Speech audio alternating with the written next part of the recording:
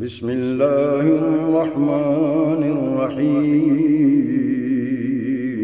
شروع اللہ کے نام سے جو بڑا مہربان نہایت رحم والا ہے۔ وَلْتَكُن مِّنكُمْ أُمَّةٌ يَدْعُونَ إِلَى الْخَيْرِ، اور تم میں سے ایک جماعت ہونا چاہیے جو دعوت دے خیر کی طرف، وَيَأْمُرُونَ بِالْمَعْرُوفِ وَيَنْهَوْنَ عَنِ الْمُنْكَرِ، اور حکم کرے اچھے کاموں کا، وَيَنْهَوْنَ عَنِ الْمُنْكَرِ، اور منع کرتے رہے برے کاموں سے، وَأُولَئِكَ هُمُ الْمُفْلِحُونَ، اور یہ لوگ پورے کامیاب ہے۔ وَلَا تَكُونُوا كَالَّذِينَ تَفَرَّقُوا، وَلَا تَكُونُوا، اور مت ہو جاؤ، كَالَّذِينَ تَفَرَّقُوا، ان لوگوں کی طرح جو آپس میں متفرق ہو گئے، واختلفوا، اور انہوں نے اختلاف کیا، من بعد ما جاءهم البینات، بعد اس کے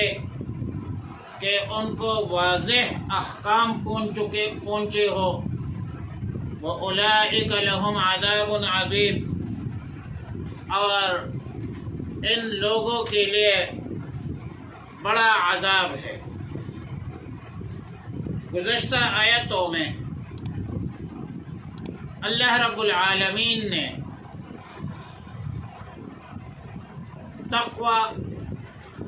اور اعتصام باللہ کا ذکر کیا کہ مسلمانوں کی اجتماعی کامیابی کامرانی اللہ کے قربت اور آپس کی اتفاق میں ہے، آپس کی محبت میں ہے، آپس کی بھائی چارے میں ہے، کیونکہ انما المؤمنون اخوہ، المسلم اخو المسلم۔ اور اب ان آیتوں میں مسلمانوں کی اصلاح، دعوت اور تبلیغ کے ذریعے بیان کرنا مقصود ہے، اور اس کا مقصد یہ ہے کہ مسلمان سب سے پہلے اپنے اعمال، اخلاق اور کردار، معاملات اور دیگر امور اللہ کے احکامات اور رسول اللہ مبارک صلی اللہ علیہ وسلم کی تعلیمات پر پابند کرے، اور دوسرے مسلمانوں کی اصلاح کی فکر کرے۔ سورہ عصر میں تقریباً وہی مضمون ہے کہ والعصر ان الانسان لفی خسر الا الذین آمنوا وعملوا الصالحات وتواصوا بالحق وتواصوا بالصبر، وہ لوگ تاوان میں نہیں ہے جنہوں نے ایمان لایا ہے، نیک اعمال کرتے ہیں، حق کی تلقین کرتے ہیں، صبر کی تلقین کرتے ہیں، دوسروں کو صبر کی حق کے بات کرتے ہیں۔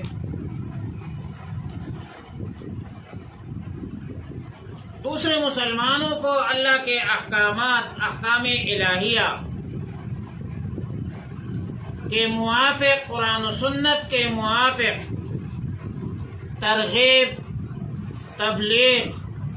امت مسلمہ کے ہر فرد کا فرضی منصبی ہے، فریضہ ہے،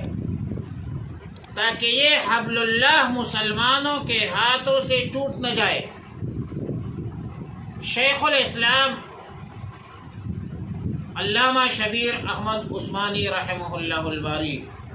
جس نے پاکستان کا جھنڈا لہرایا تھا، جس نے قائد اعظم محمد علی جناح کا جنازہ پڑھایا تھا، وہ فرماتے ہیں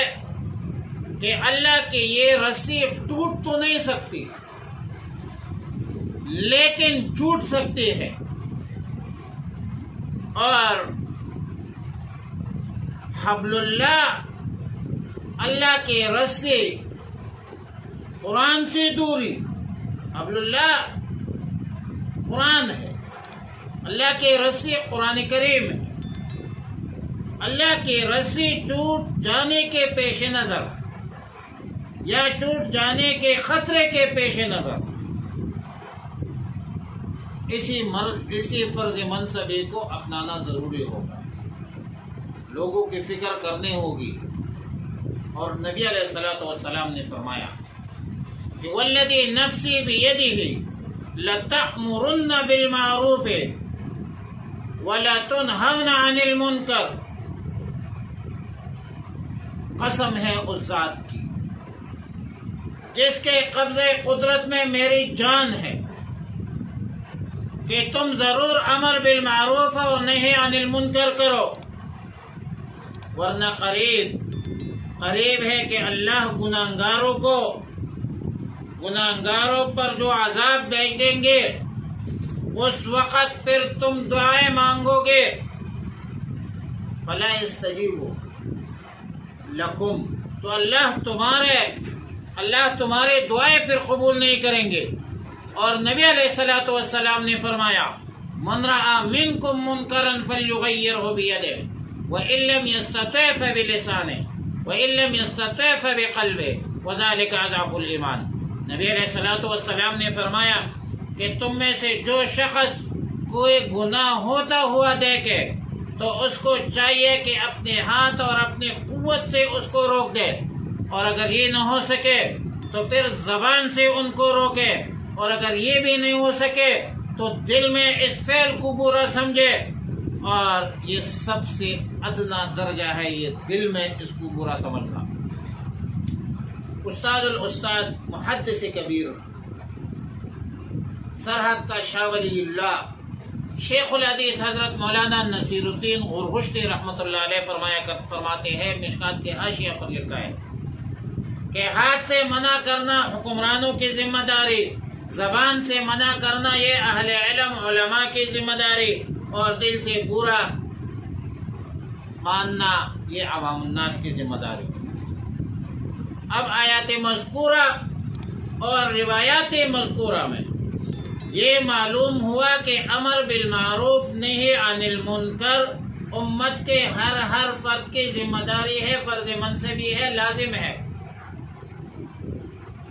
لیکن یہ چیز بھی حسب طاقت ہے۔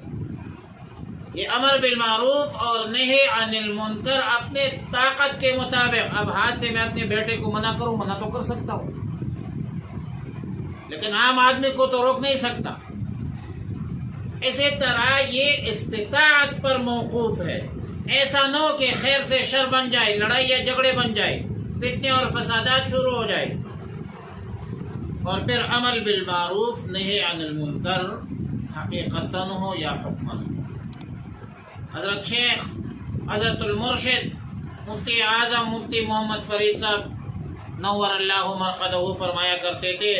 کہ تبلیغی جماعت امر بالمعروف اور نہی عن المنکر حکماً کرتے ہیں، یدعون الی الخیر۔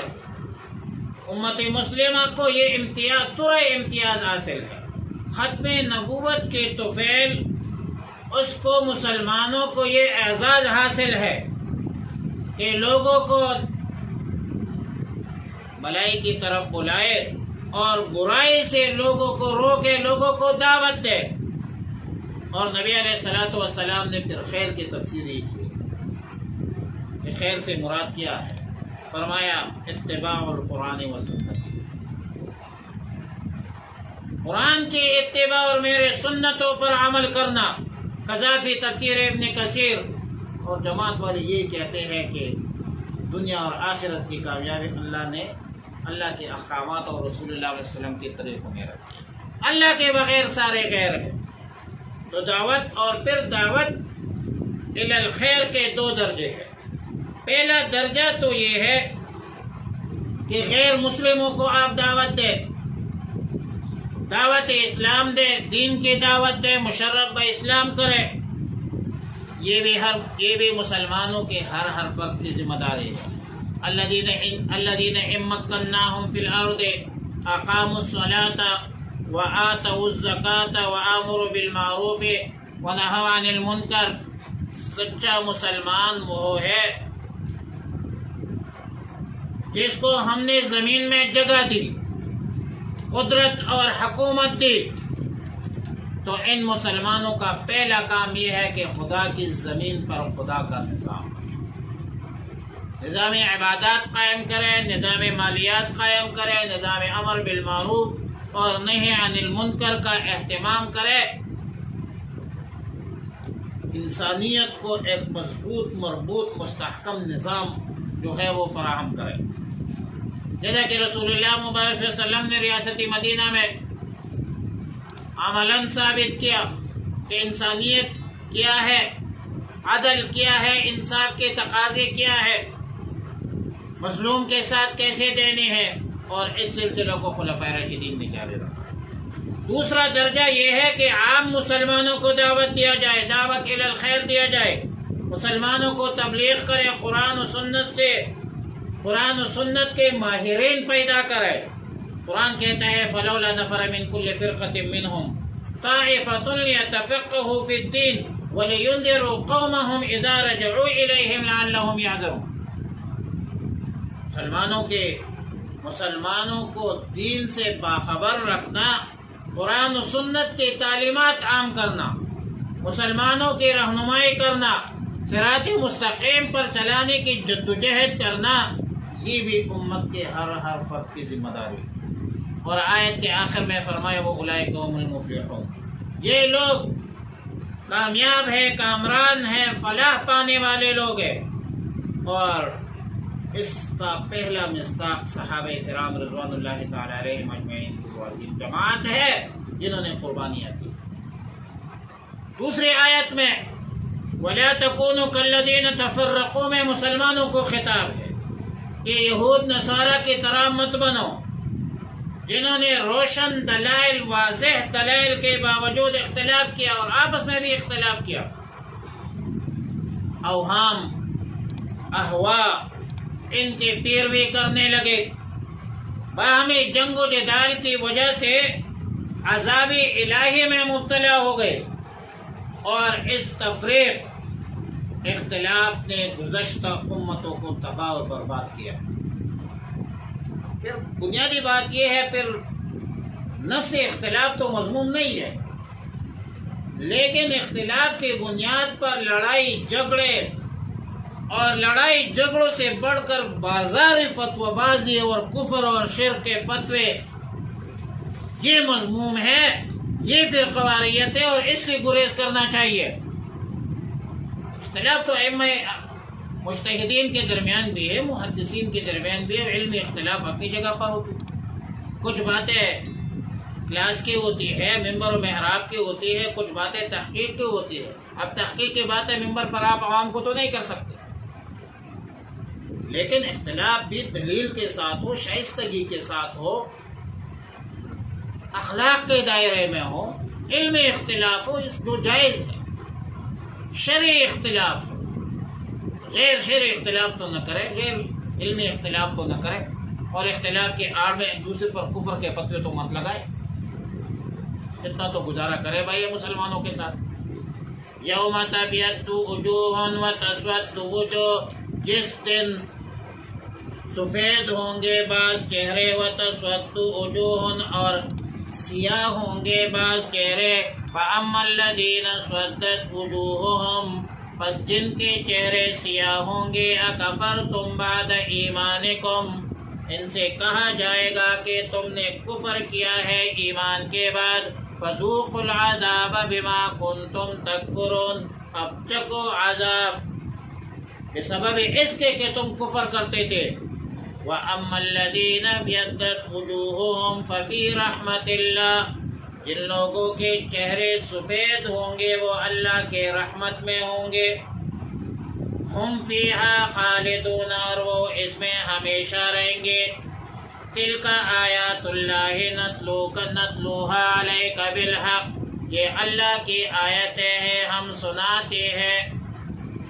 تجھ کو ٹک ٹک بالحق کے حق کے ساتھ۔ وَمَا اللَّهُ يُرِيدُ ظُلْمًا لِلْعَالَمِينَ،